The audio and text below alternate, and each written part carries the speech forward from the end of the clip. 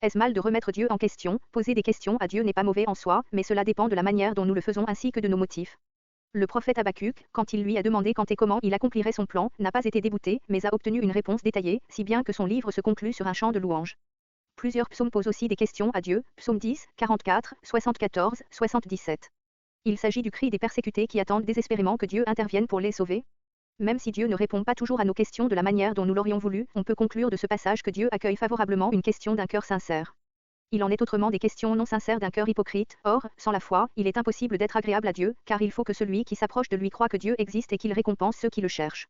Hébreux 11.6, après que le roi Saül a désobéi à Dieu, celui-ci n'a plus répondu à ses questions. 1 Samuel 28.6. Il voulut consulter l'Éternel, mais l'Éternel ne lui répondit ni par des rêves, ni par l'Urim, ni par les prophètes.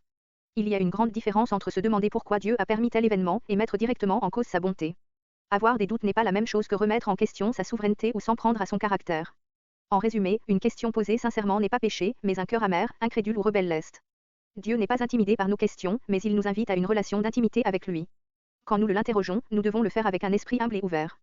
Il nous est loisible de le faire, mais nous n'obtiendrons de réponse que si elle nous intéresse vraiment. Dieu connaît nos cœurs et sait si nous recherchons sincèrement sa sagesse. Notre attitude de cœur est ce qui détermine si notre question est légitime ou non.